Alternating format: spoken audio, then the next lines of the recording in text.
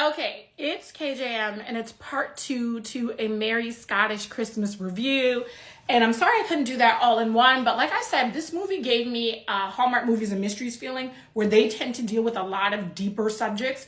But we do see from last year's Countdown of Christmas when we had We Wish You a Merry Christmas, and in that movie they dealt with divorce all through the movie. That Countdown to Christmas is finding ways to have deeper movies and still bring that Christmas, that jolly Christmas spirit to us. So Brad and Sarah, they are working on their marriage. They're going to stay. Lacey is falling for Mac, the property owner of Glenclave. And did I mention that this castle was just amazing? Like, it made me want to stay in a castle overnight. I think that can be super dope and super creepy at the same time, depending on what type of castle. But this one was very elegant and nice, and it came with butlers and things like that. And it was just wonderful. So as Brad and Sarah work out their marriage, Lacey is a little upset that they didn't consult her before they decided to announce that they're going to accept the titles of Duke and Duchess, and they're going to stay and run Glenclave. So Lacey once again feels a little bit betrayed, and she gets upset with Brad. Now, I honestly could not understand this. I would think my brother made if I was Lindsay, I would think that my brother made a huge sacrifice. He's already a family. He is married, and he's going to give up being a tax attorney in the United States, and he's going to move his wife away from her family, and then they're going to stay in this castle in Scotland. So I'd be thinking my brother did me a solid. I can go back to LA to my medical clinic, and I can continue living my life. But that's the thing. Does Lindsay really want to continue living the life she has been living? We know that her medical career is fulfilling, but she's estranged from her brother. And she's just found him again. And not only has she found him, but she's finding herself on this journey and who she ultimately is. And not just her heritage, but who she is when she's relaxed yet focused. And for those of you who are not from a different country, I am from a different country. I will literally tell you that America, for a lot of us immigrants, is stressful. I love it here, but it's very stressful compared to where a lot of us came from. This work till you die, or you'll sleep when you're dead culture, it really is something that doesn't speak to immigrants. I mean, if you even go to Europe, when I was in Spain, you know, everybody there took off, you know, in Barcelona and Madrid, took off 2 hours for lunch so they could go home, you know, and have lunch with their families. That's unheard of in America. If I can get a 30-minute lunch break, you know, without having to work at the same time, it's a miracle. And honestly, lately I've been guilty of eating around my desk and working at the same time. I try not to do that with my dinner, but yeah, these habits are very much not something that's part of like European island culture. You know, I have no idea what they do in Asia. I really don't know. But just from the countries that I visited, this work, and you'll sleep when you're dead culture is just, it's not a thing. Family, relationships, children, all of those things are so much more important than just working, right?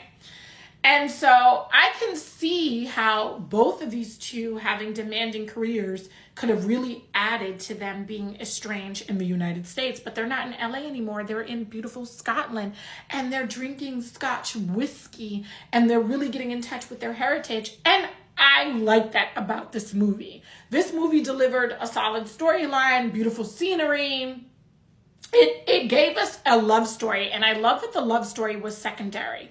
I think that's the thing Megan is gonna love. We love when Hallmark movies focus like on friendships, and so this one's focusing on family over the love story. The love story is secondary, and that's one of the things that makes a Merry Scottish Christmas so very unique. Okay, so how it all ends is Lindsay is leaving. She tells Mac, the property manager that she fell in love with, that she has to go back to America. Her clinic is waiting for her in LA, and her patients are important to her. And girl, I can understand that. I can feel you on that, right?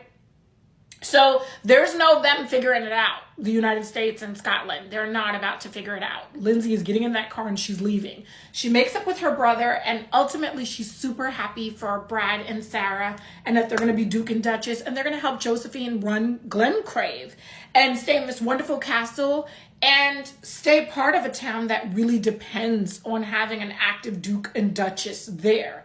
The way Daniel, even though he was unmarried and didn't have children, Uncle Duke Daniel, gave a lot to the town of Glencrave. And they depend on that. And so they're happy that there's going to be another line from his generation that will stay in that castle and that will give and contribute to the town. It all makes sense. Anyway, Lindsay gets into the car and she's not even like a mile up the road from the castle. And she opens up a little note that Brad wrote her brother Brad. And in that note, he said the keys to the castle will always be open. This is your home.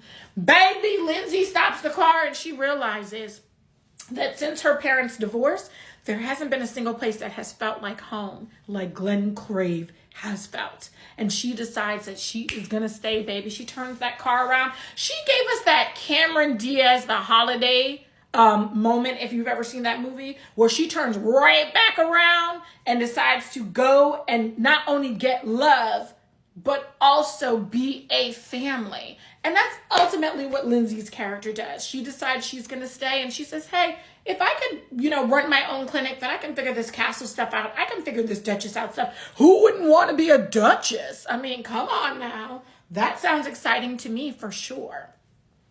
As long as you're not out colonizing anybody. But okay. So, that's where we stand. So now everyone is staying in Scotland, and then they give us a preview of the next year at Glencrave. And what do we have? We have a beautiful baby girl from Brad and Sarah. My guess is the minute they decided to focus on each other and not careers and not focus on IVF, that the good Lord blessed them with a beautiful baby girl. And we see them all wearing their matching pajamas on that Christmas day. And it's just absolutely wonderful. We see that Lindsay and Mac are still together. This is kind of the movie that definitely people would want to see a sequel. Now, I'm going to be honest, going into all of this, I'm a huge Lacey Chabert fan. Okay, ever since Mean Girls, I've been a huge fan of hers. And I'm loving the Hallmark commercials that she has out right now with her fellow co-stars, like Lindsay Lohan. But after the haul out the Holly mess last year and this year, that Hallmark decided to give us a part 2, and I'm one of those people that did not enjoy it and did not think it was a good movie.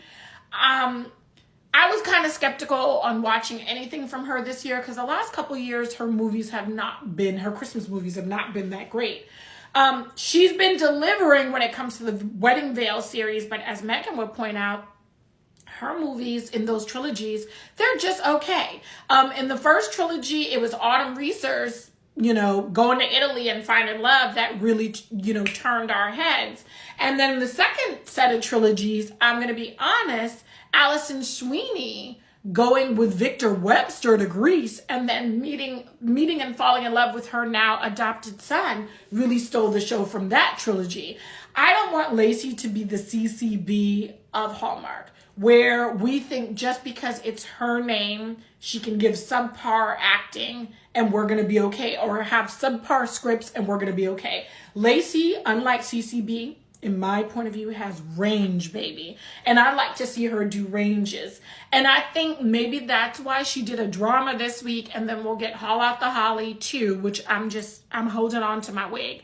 I'm holding on to my wig for that one because I'm setting my expectations super, super low because I really disliked the first one. And now I have to sit and watch another sequel. But I do it because I do it for you guys. I do it for you guys so that you don't have to sit and watch every terrible movie out there. And you can just go to what some of the good movies are and really get into Christmas spirit. Now, we're about to get into Merry Christmas Week.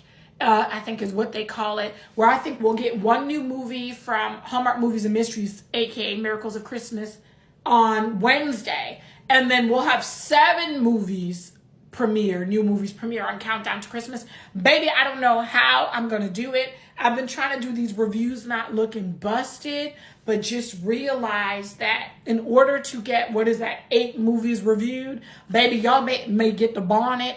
Y'all may get me fresh out in the morning. Y'all is not going to get all this glam. So just enjoy all this glam right now. All right, it's KJM. It's Countdown to Christmas. I'm giving A Merry Scottish Christmas an 8 out of 10, and I'm out.